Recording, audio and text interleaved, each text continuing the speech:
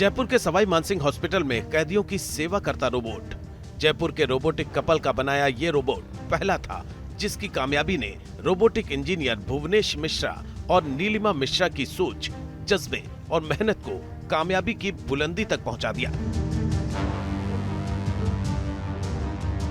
भुवनेश और नीलिमा के design robots की डिमांड न सिर्फ रेलवे, डिफेंस सेक्टर और फायर ब्रिगेड डिपार्टमेंट की तरफ से है, बल्कि इनके डिजाइन किए गए यूनिक रोबोट मध्य पूर्व के देशों में भी निर्यात हो रहे हैं।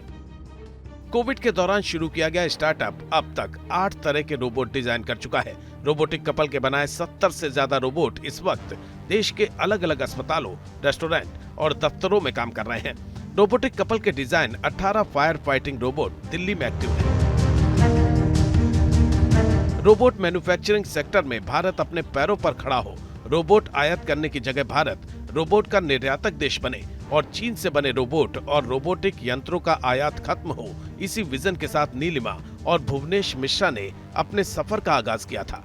रोबोटिक कपल के डिजाइन किए गए रोबोट अब इंसानी जिंदगी की हिफाजत करते हैं। जिस फील्ड और सेक्टर में इंसानी जिंदगी को खतरा हो सकता है, वहां काम करने के लिए रोबोट डिजाइन करते हैं रोबोटिक कपल। जहाँ जहाँ ऐसे प्रॉब्लम स्टेटमेंट्स हैं, प्रॉब्लम्स हैं जहाँ पे ह्यूमन की लाइफ को काफ़ी डेंजरस इन्वायरमेंट में, सिचुएशंस में उनको देखना पड़ता है।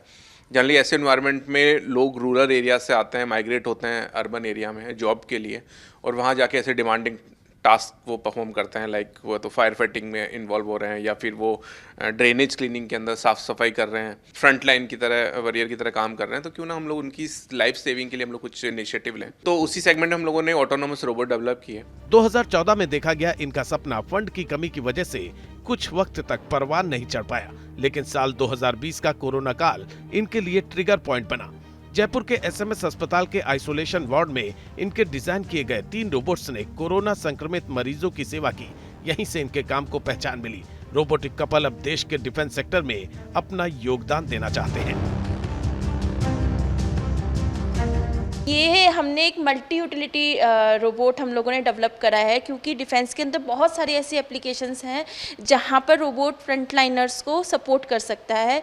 जैसे आप कहेंगे बॉर्डर सर्वेलेंस, जहाँ आप नेकेड आई से शायद उन मूवमेंट्स को कैप्चर ना कर पाएँ, लेकिन आप थर्मल इमेजिन के थ्रू, कैमरे के थ्रू बहुत प्रिसाइसली किसी भी छुपे हुए मूवमेंट्स को भी चेक कर सकते हैं।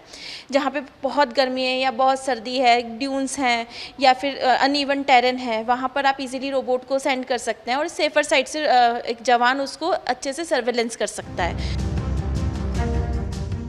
रोबोटिक कपल के डिजाइन रोबोट्स को सेंसर्ड पाथ की जरूरत नहीं होती। इनके बनाए रोबोट ऑटो नेविगेशन तकनीक से लैस हैं। ये रोबोट सेंसर की मदद से अपना रास्ता खुद खोज लेते हैं। इन रोबोट्स को स्मार्टफोन और लैपटॉप से ऑपरेट किया जा सकता है। रोबोटिक कपल ने आर्टिफिशियल इंटेलिजेंस से लैस रोबोट भी डिजाइन किए हैं।